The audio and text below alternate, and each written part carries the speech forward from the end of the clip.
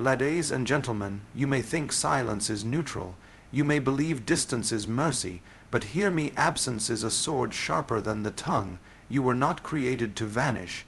You were called to dwell, to stand, to cover. You were fashioned not to flee, but to guard the garden. And when you left her, whether in body, in spirit, or in presence, you did not just walk away. You tore a page from the story she believed God was writing. Do you not know, even Eden mourned when Adam fell. The soil remembered his footsteps. The wind kept the sound of his prayers. So it is with her. She remembers you not only as you are, but as you could have been. And it haunts her. Words spoken in anger may bruise, but your silence bleeds her soul. Your absence is a ghost that walks her halls at midnight. It's the unspoken apology that never comes. It's the question with no answer, the promise with no keeper. In the scriptures, the worst judgment God ever gave was not a flood, not fire, not famine. It was when he said, I will hide my face from them. Absence, silence, withdrawal. So understand, when you disappear, you are not being kind. You are embodying judgment. You are reenacting the fall. She was never meant to be your afterthought. She was never meant to pray to heaven to feel a love that once had flesh. And though she does not curse you with her mouth, her tears are loud in the courts of the Almighty. For the cry of the broken-hearted is a prayer no priest dares ignore. Return, man of God. Return not only with your body, but with your soul, your strength, your repentance. Be the priest again. Stand at the altar. Cover her in grace. Let your presence prophesy healing, and your words speak life again. For absence is a shadow, but presence, godly, humble presence, is resurrection. When you think of absence, you may think of nothingness, a quiet room, a missed call, an unanswered message. But in her world, your absence is not silence. It is a roar, a thundering echo of everything you never said, and everything you said but never meant. It is louder than shouting. It penetrates deeper than harsh words. The irony of it all is that you believed you were protecting her by withdrawing, that by removing yourself from the moment you were keeping peace. But the truth is, your absence did not calm the storm. It became the storm.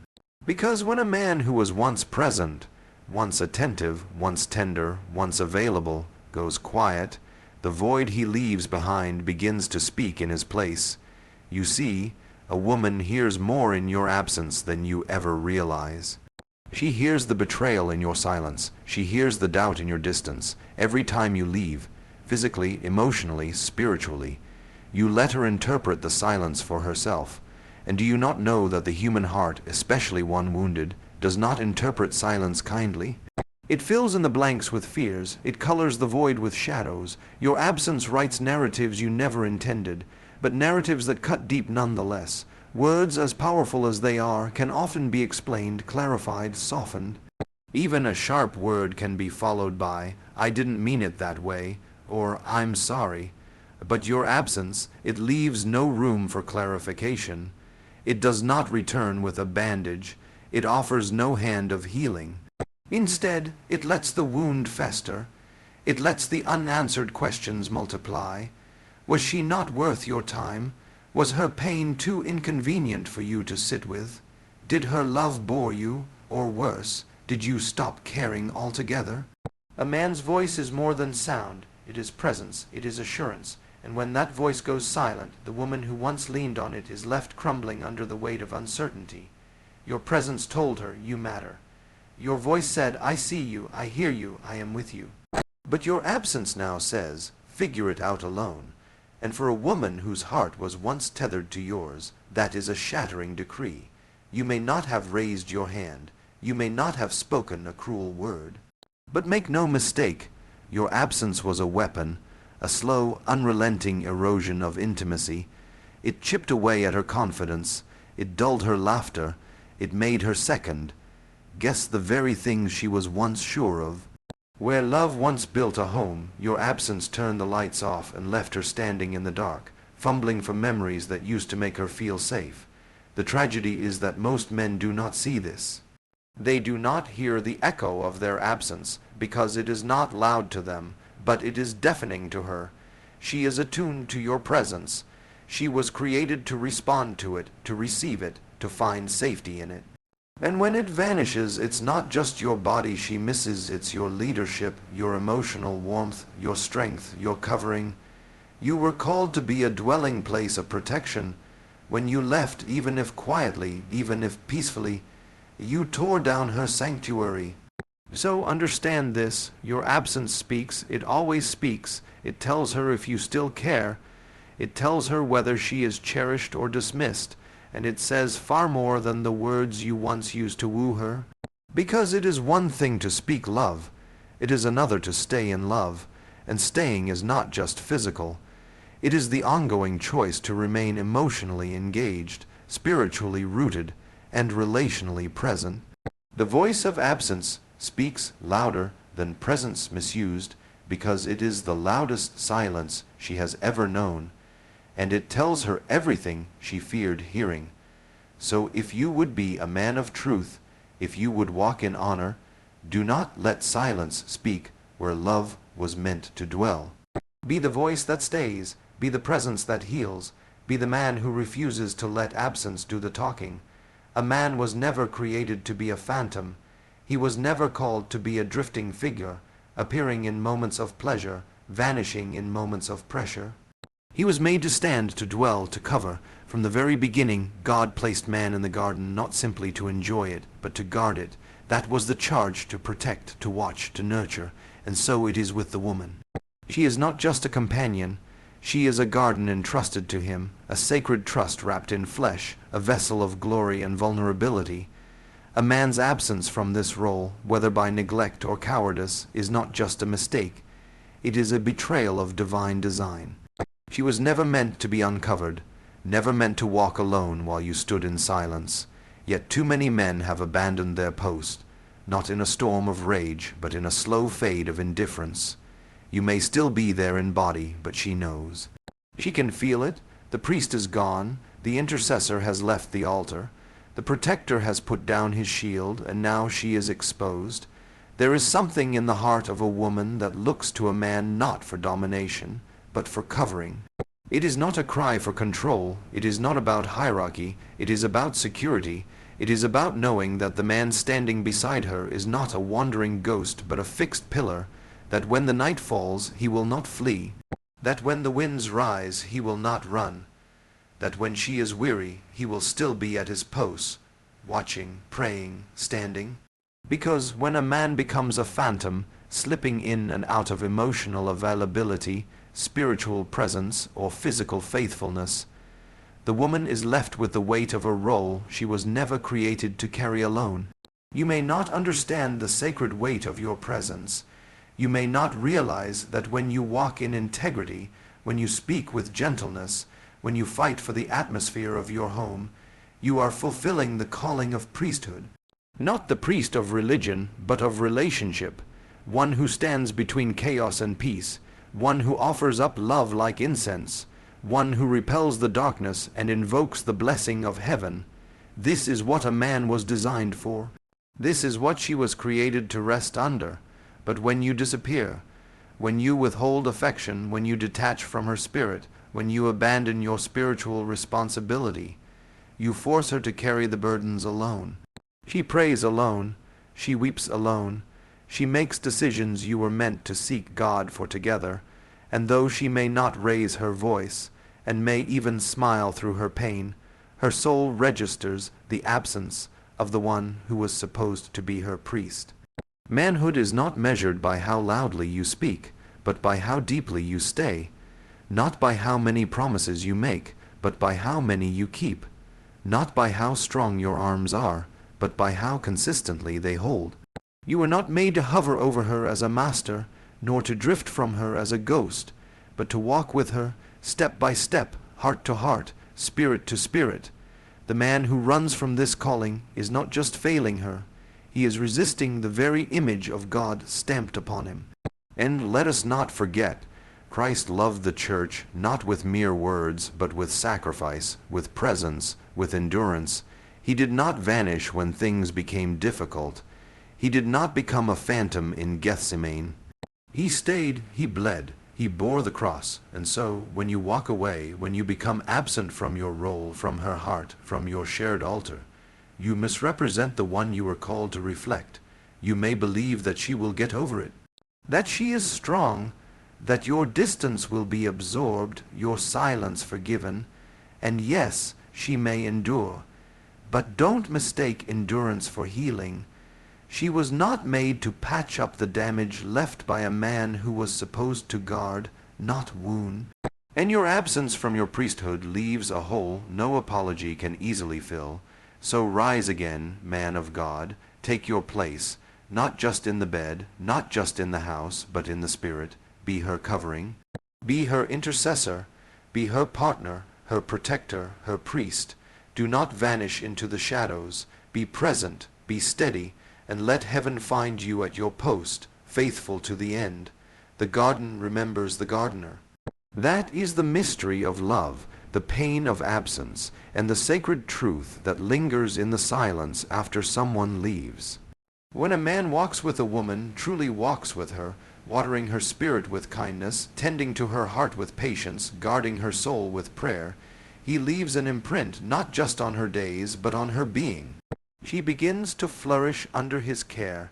She blooms in his presence. She opens her heart like a flower facing the sun. But when he disappears, suddenly or slowly, the garden does not forget. The soil remembers his hand. The trees remember his voice. The silence is not peace. It is a hollow cry echoing through every corner where his presence once lingered. A woman is not a machine to reset. She is a garden, a living, breathing sanctuary designed to respond to presence. When a man tends to her with love, she begins to reflect it.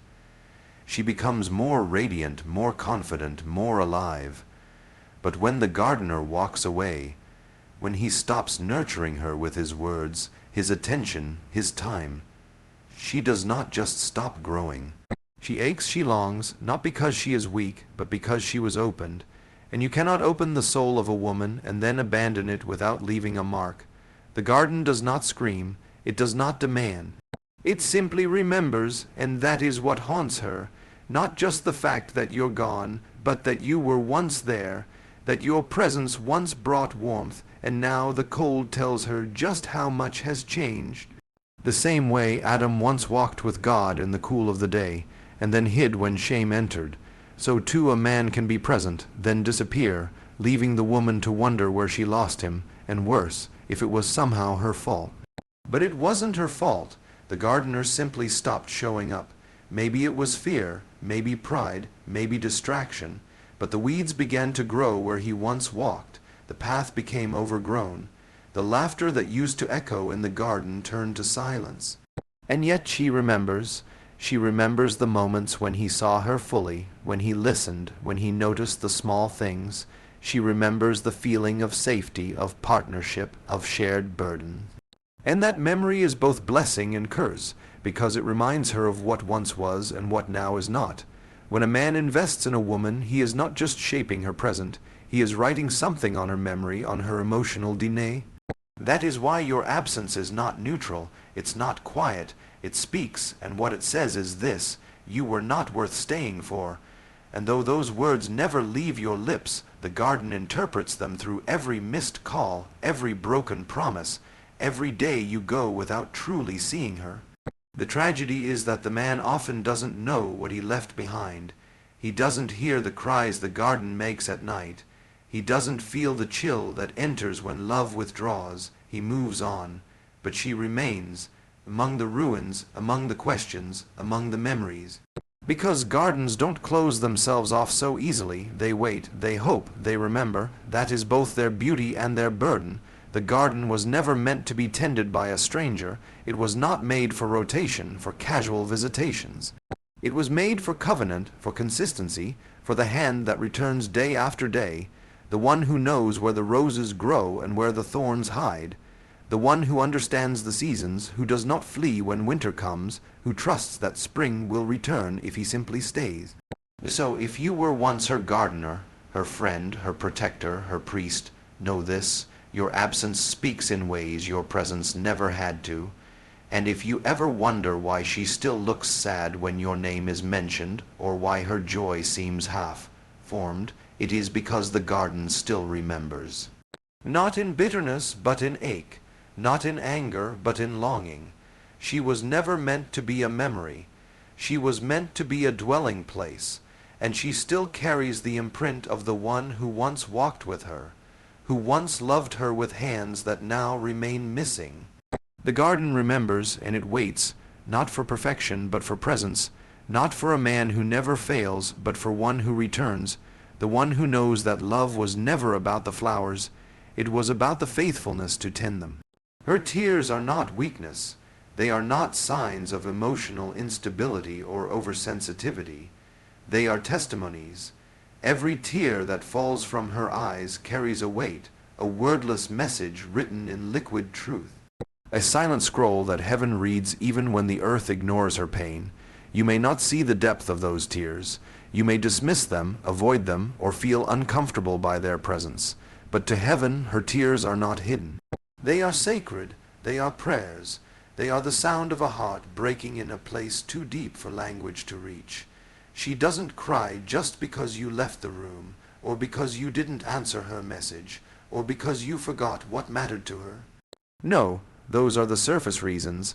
She cries because the one she let in, the one she trusted with the vulnerable parts of her soul, has become unreachable, absent, distant.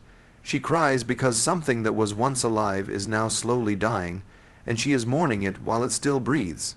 She cries not for the sake of drama, but because silence from someone who once saw her now feels like abandonment from a place she once called safe.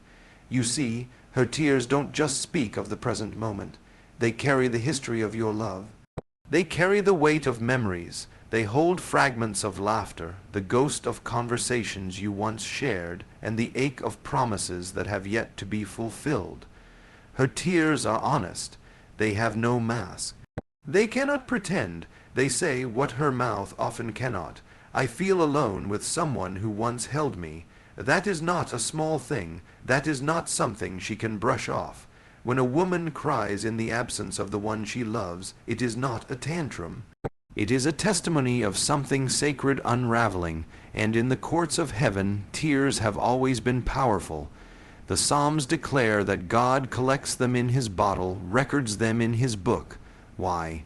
Because they matter, because they mean something, because they are prayers in their purest form, raw, unfiltered expressions of truth.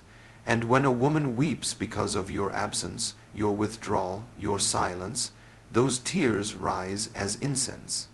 They go higher than your excuses. They speak louder than your justifications.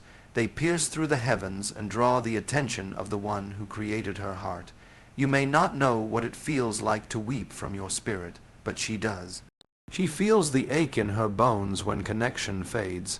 She senses the fracture before it becomes a break. She holds space for you, even when you no longer seem to be holding her. And when that space is empty, she mourns. Not just for herself, but for what you could be, what you were created to be. She cries because she still hopes. That's the truth many men miss. Her tears are not only grief, they are intercession. She is still believing, still aching for a turning, still longing for the day you will look at her with eyes that say, I'm here, I haven't given up.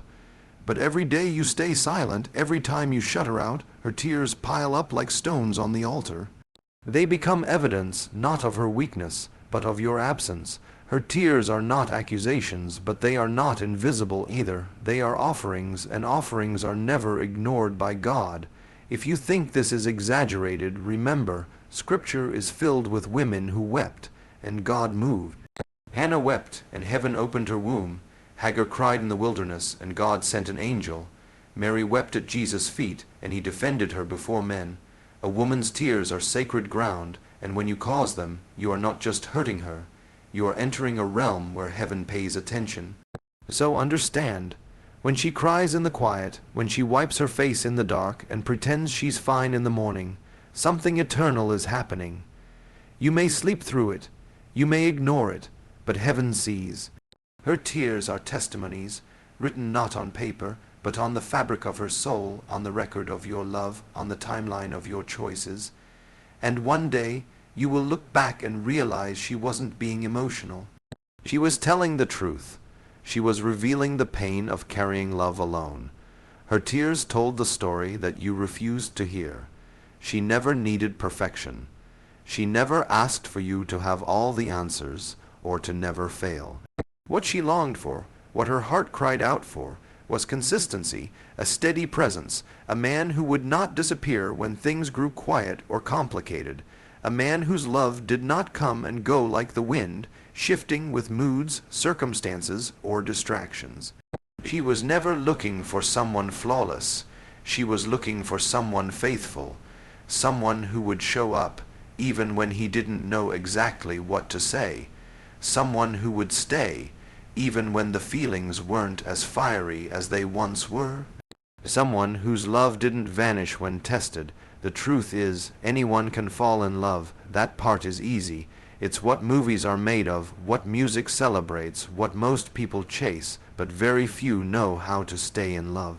Very few know how to remain when the emotion fades and the responsibilities increase. Fewer still understand that love is not sustained by passion alone. It is built on presence, on showing up every day with a heart willing to give, to listen, to endure, to fight for connection even when it's hard. That is what she needed from you, and that is what she missed when you became a ghost in her life, when you withdrew, not just physically but emotionally. You taught her to doubt what was once real. You made her question whether what you had was ever true or just a passing flame. And in that silence, your absence did more damage than any cruel word could have, because at least with words there is clarity. At least with words she knows where you stand, but absence is fog, it is confusion. It leaves her stranded in a place where she doesn't know what is broken or how to fix it. It makes her feel as if she's reaching out in the dark for someone who no longer cares enough to reach back. You may think silence is neutral. That saying nothing avoids conflict. That pulling away protects you both from further pain. But silence speaks, and in the world of a woman who once trusted you with her soul, your silence screams. It tells her she is alone. It tells her she must carry the weight of the relationship by herself. It tells her you've already let go, even if your body still lingers near, and over time this breeds exhaustion. It breeds disillusionment. It turns a once vibrant love into a quiet resignation, a slow emotional death. Had you stayed, not just in proximity but in spirit, you would have seen that love doesn't require perfection. It requires presence. Real presence, the kind that sits down when things get messy, the kind that asks hard questions and listens with open ears, the kind that holds her hand when she's falling apart and doesn't let go because you don't know what to say, the kind that refuses to let silence become a substitute for intimacy. What she wanted was simple, though costly. She wanted you to keep choosing her, not once, not just at the beginning, but daily, in the mundane. In the boring, in the hard, in the silent. She wanted to know that when she woke up tomorrow, you would still be there, not just physically, but emotionally, spiritually, relationally. She wanted to know that your love wouldn't evaporate when the emotions did, that it wasn't a phase, that it was a promise. So when you left her alone in the emotional spaces of the relationship, when you turned inward, grew silent, or walked away in the middle of the storm, you didn't just hurt her. You broke something sacred, because now she doesn't just grieve the loss of your love. She grieves the loss of the man you promised to be, and worse, she grieves the part of herself that believed in you. Staying is not easy. Remaining engaged when it's uncomfortable requires maturity, humility, and courage. But that is the cost of real love. That is the calling of a man who claims to love a woman, to be there when it's hard. To not let the silence grow louder than the bond you share, to not vanish emotionally while still wearing the mask of presence, because when you walk away, whether through distance, silence, or indifference, you leave her with questions that do not heal quickly. And all she ever wanted was not perfection, but someone who would stay, someone who would choose her again and again and again.